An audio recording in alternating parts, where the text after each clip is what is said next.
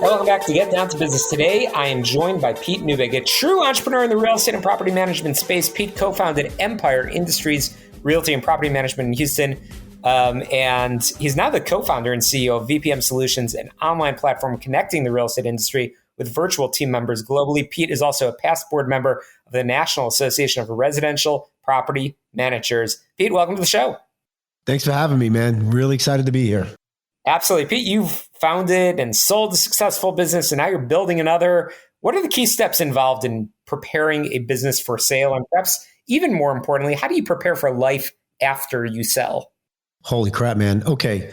So I guess I'm a glutton for punishment and keep build businesses from scratch, which is everybody tells you buy it.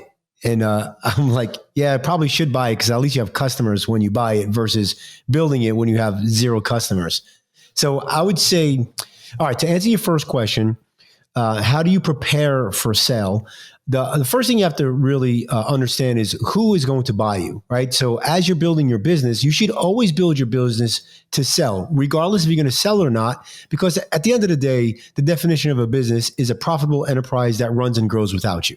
So ultimately, to be a business owner, you want to get to that CEO or founder chair where you're getting off all the hats as you grow the business. Once you know who is going to buy you, you also should know how they're going to buy you. So is it, times EBITDA? Is it times revenue? What are they looking for? So for us, we kept building the business because we wanted growth, and we knew that the bigger companies were looking for, they don't want the companies with like 100 units. They want the companies with 1,000 units.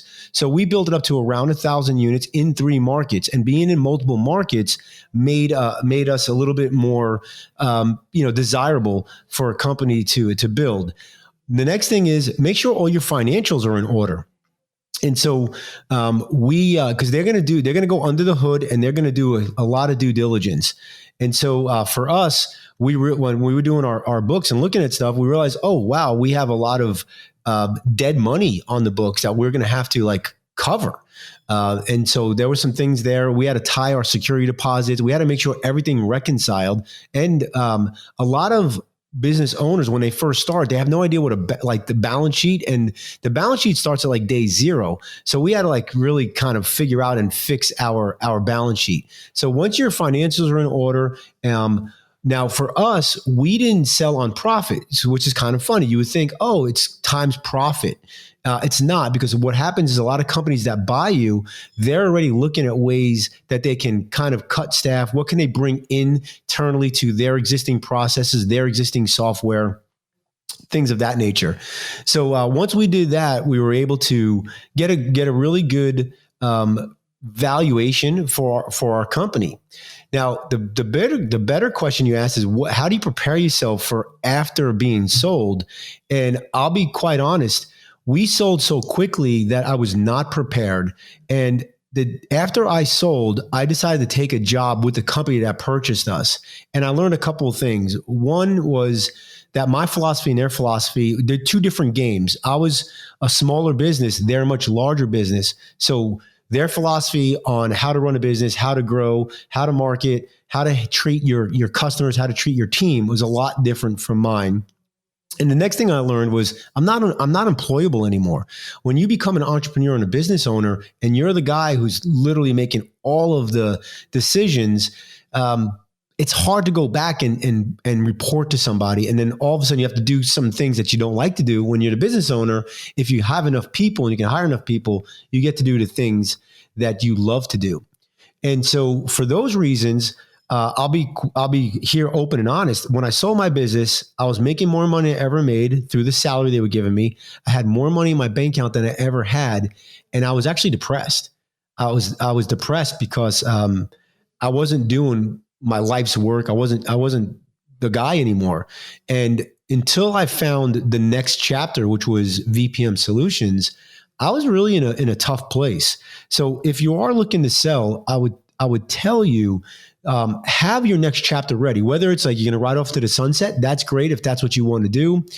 Make sure you can sell that you can live that lifestyle. If you're going to work for that company, I promise you, they're not going to run the company the way you wanted to run it. So I would try to do like a short term, do that kind of handoff and then go do something else, whether it's buying something, investing in something else, or going to work for somewhere else. But try not to work in the company that you sold is kind of the way I felt. Absolutely. I'm chatting with Pete Neubig, again, entrepreneur in the real estate and property management space. His current venture, VPM Solutions, focused on connecting the real estate industry with virtual team members. And we've only just scratched the surface, but Pete, you've given us so much good advice over here. I know you're also, again, a past board member of NARPM, the National Association of Residential Property Managers, and have hosted their podcast. Pete, I want to make sure I give the final word over to you to make sure our listeners can get in touch with you and learn more about the important work that you're doing. Yeah. So if you want to reach out to me, you can email me directly at pete@vpmsolutions.com. I love talking about real estate or business. If you're interested in learning more about remote team members and how you can leverage them, where you pay them a really fair salary for where they live and you can reduce your costs, you can go to vpmsolutions.com. That's vpmsolutions.com and learn more about us there. Thank you so much, Pete Neubig. We will absolutely have you back on again real soon to talk more about remote staffing and all that good stuff. But we're going to squeeze in a quick break. When we get back, a lot more small business jobs and entrepreneurship. Don't touch that dial.